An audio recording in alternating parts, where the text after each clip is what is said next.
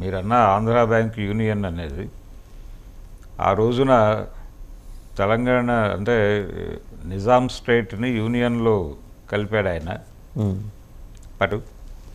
అలాగే వీళ్ళు అన్ని కంపేర్ చేసి ఆ టైంలో ఒక జోక్ సర్క్యులేషన్ అయింది. ఏది ఏమైనప్పటికీ ఒకటి విధానపరమైన నిర్ణయం అండి అది. అంటే మనకి ఎల్పిజి అంటున్నారు కదా, లిబరలైజేషన్, ప్రైవేటైజేషన్, గ్లోబలైజేషన్.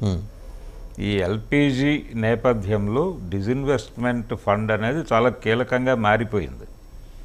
కేంద్ర ప్రభుత్వంలో అంటే ప్రతి బడ్జెట్లోనూ మన ఖర్చులకి ప్రధాన ఆదాయ వనరు అదే. మీరు జిఎస్టీ నుంచి విపరీతంగా రెవెన్యూ జనరేట్ అవుతోంది, 4 5 అని చెప్తున్నారు. కానీ ఈ రోజుకి డిజిన్వెస్ట్మెంట్ నుంచి వెడుతున్నటువంటి డిజిన్వెస్ట్మెంట్ ఫండ్ నుంచి వెడుతున్న డబ్బులే మేజర్గా నడుస్తున్నాయి అక్కడ. అందుకని డెఫినెట్గా ఇది తరలి వెళ్ళిపోవడం అనేది తప్పనిసరి పరిస్థితి. ఇప్పుడు మీరన్నట్టుగా ఈ సెంటిమెంటు అని అనుకుంటే వాళ్ళ నుంచి వచ్చినటువంటి ఒక ప్రతిపాదన వైపు నడిపిస్తారేమో అని అనుకున్నాం మనం. ఇప్పుడు పరిస్థితి ఏంటంటే అది కూడా ఇలా కనిపించటం లేదు. చాలా సీరియస్గా ఆయన హైదరాబాద్ కూడా రాబోతున్నారు.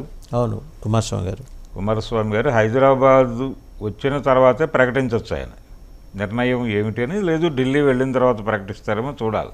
అంటే ఒకటి రెండు వర్షన్స్ వస్తున్నాయి సార్ గవర్నమెంట్ ఆఫ్ ఇండియా నుంచి. జనరల్గా వాళ్ళు చంద్రబాబు గారి ఫార్ములాని లీక్ ఇచ్చేసి ఇలా జరగచ్చు అని అది వాళ్ళు ఫస్ట్ దాని ఫౌండర్ ఈయన ఫార్ములాకి, తర్వాత వాళ్ళు ఫాలో అవుతున్నారు. ఏంటంటే ఒకటి సెయిల్లో మెర్జ్ చేయటం, సెయిల్ అనేది స్టీల్ అథారిటీ ఆఫ్ ఇండియా లిమిటెడ్లో మెర్జ్ చేస్తే క్యాప్టివ్ ఐరన్ ఓర్స్ కూడా వాళ్ళు చూసుకుంటారు. అవును. లేదు రెండు ఏం చేస్తారంటే క్యాప్టివ్ ఐరన్ ఓర్ ఇచ్చేసి ఇంటర్న్ 15,000 ఎకరాలు ఇప్పుడు రాష్ట్రపతి కింద ఉన్నాయి కదా, అవి గవర్నమెంట్ ఆఫ్ ఇండియాకి బదలాయించే ప్రక్రియ ఒకటి తీసుకుంటారు. సెంట్రల్ గవర్నమెంట్కి వెళ్ళిపోతుంది. వాళ్ళ వ్యాపార ప్రక్రియ వాళ్ళు కూడా దాన్ని రకరకాల కేటాయింపులు జరుపుతారు. అవును. అంటే కార్పొరేట్ కంపెనీలకి కేటాయింపులు జరపటమే ప్రభుత్వ విధానంగా మారిపోయింది. ఇప్పుడు ఎటు చూస్తే ముందు చూస్తే నువ్వు వెనక చూస్తే గొయ్యి లాంటి పరిస్థితి ఆంధ్రప్రదేశ్కి. మీ స్టీల్ ప్లాంట్ మీ దగ్గరే ఉంది కదా అనే మాట వస్తుంది ఒకటి. రెండోది ఏంటంటే ఈ 15,000 ఎకరాలు గవర్నమెంట్ ఆఫ్ ఇండియా తన కార్పొరేట్ అవసరాల నిమిత్తం సంపద సృష్టిలో భాగంగా, ఈ మాట ముఖ్యమంత్రి చేత అనిపిస్తారు, వాళ్ళు తెలియగలవాళ్ళు, సంపద సృష్టికర్త ఆయన, వెల్త్ క్రియేటరు ఆయన చేత చెప్పిస్తారు.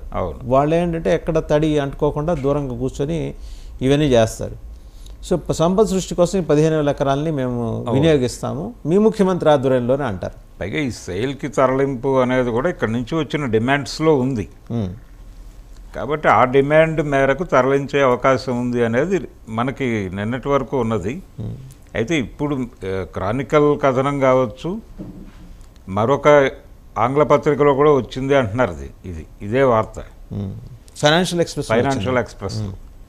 కాబట్టి వీటి నేపథ్యంలో చూస్తే ఆ వెసులుబాటు కూడా ఇచ్చే అవకాశం ఉందా లేదా అనేది అనుమానంగా ఉంది. ఇప్పుడు మరి అదే మాటకు వస్తే సార్, ఆర్ కార్డులు ఇచ్చారు. ఆర్ కార్డులు ఇచ్చిన వాళ్ళ సంఖ్య ఒక 4-5 పైన ఉంది, రిహాబిలిటేషన్ కార్డ్స్. అవును. మరి వాళ్ళ సంగతి ఏంటి? సో ఇవన్నీ ఏం చేస్తారంటే టేబుల్ వచ్చి we will leave it your description. అక్కడ తాంబూలాలు వరుసగా పెడతారు, మీ ఇష్టం తనువుజా. డిసైడెడ్ ప్రోగ్రామ్ ఇది, డిజైన్డ్ ప్రోగ్రామే. ఏది ఎలా జరపాలి అని ప్రతిదీ కూడా నిర్ణయం జరిగిపోయి, ఉద్యమం జరిగినా ఏది జరిగినా దాన్ని ఎట్లా మొదలు పెట్టాలి, ఎక్కడ ఎండ్ చేయాలి, ఏ నినాదం ఏ సమయంలో ఇవ్వాలి దాకా డిజైన్డే ఉంటుంది. ఇప్పుడు దీనికి సంబంధించి కూడా వాళ్ళు ఇలా అడిగితే మనం ఇలా చెప్పాల్సి ఉంటుంది. ఈ స్క్రిప్ట్ ఆల్రెడీ వాళ్ళకు కూడా సర్క్యులేట్ చేయండి, అప్పుడు మాత్రమే మీటింగ్కి పిలవండి అన్న టోన్లోనే నడుస్తాయి ఇలాంటి వ్యవహారాలన్నీ. కాబట్టి చంద్రబాబు నాయుడు గారికి తెలుసు ఈయన ఏం మాట్లాడబోతున్నాడు అనేది. ఇప్పుడు వచ్చినటువంటి కుమారస్వామి గారు ఏం మాట్లాడబోతున్నారు అనేది ఆయనకు ముందే తెలుసు. స్క్రిప్ట్ ఆల్రెడీ సర్క్యులేషన్ అయిపోయి ఉంటుంది. స్క్రిప్ట్ వరకు తెలుసు, ఆయన అలా మాట్లాడతారని ఈయనకు ముందరే తెలుసు. అది కాబట్టి తాంబూలాలు అక్కడ పెట్టేసిన తర్వాత మీరు తన్నుకు చావండి అనేది ఉండదండి. ఎలా తన్నుకు చావాలో కూడా డిజైన్ అయిపోయి ఉంది. ఆ ప్రకారమే తన్నుకుంటారు, అక్కడ ఆ పరిధిలోనే తన్నుకుంటారు తప్ప ఇతర గొడవలు ఉండవు. ఇంకొక వర్షన్ కొత్తగా తెర మీదకి వచ్చింది చూసారా, ప్రైవేటైజేషన్ చేస్తాము అన్న తర్వాత స్టీల్ ప్లాంట్ లాభాలు బాటిన పట్టింది. అంటే వీళ్ళు కరెక్ట్గా వీళ్ళకి బెత్తం తీసుకుంటే కానీ పనిచేయరు, అందువల్ల ప్రైవేటైజేషన్ ఇన్ఎవిటబుల్ అనే ఒక ఇది వాదన మొదటి కూడా. నుంచి ఉన్నదండి. అంటే మనది సహకార ఆర్థిక వ్యవస్థగా ప్రారంభమైనటువంటి ప్రపంచం భారతదేశం.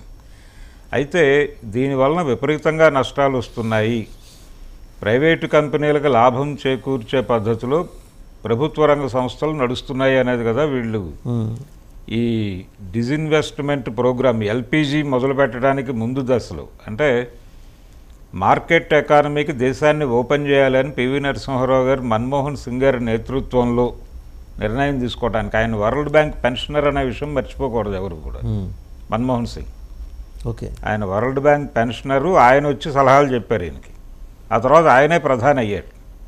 అదొక విచిత్రం. కాబట్టి ఆయన వచ్చి చెప్పిన తర్వాత ఈయన డంకల్ డ్రాఫ్ట్ దిశగా నడవటం, అక్కడి నుంచి మార్కెట్ ఎకానమీలోకి భారతదేశాన్ని తీసుకెళ్తున్న సమయంలో కూడా ఇదే బలంగా చెప్పింది ఆయన. అంటే ప్రభుత్వ రంగంలో ఈ నిర్వహణ అనేది చాలా ఇబ్బందికరంగా మారిపోయింది. ప్రైవేట్ పరం చేస్తే ఇవి డెఫినెట్గా ఇవన్నీ కూడా చాలా వైబుల్ ప్రాజెక్టులుగా మారిపోతాయి వాటంతట అవే. అంటే ఒక పర్సనల్ కేర్ ఉంటుంది. నిజానికి ఆ రోజున ప్రభుత్వ రంగంలో ఎందుకు పెట్టారు?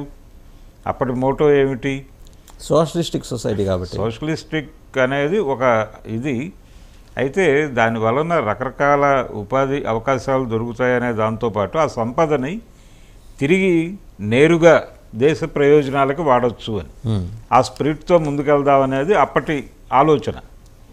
అయితే దాని వలన ఆ ప్రయోజనం నెరవేరకపోగా అవి భారంగా తయారయ్యాయి అనేది నరసింహారావు గారి టైంలో ముందుకొచ్చింది. నరసింహారావు గారి కంటే ముందే మొదలైంది అది. యాక్చువల్గా చంద్రశేఖర్ దగ్గరే మొదలైంది.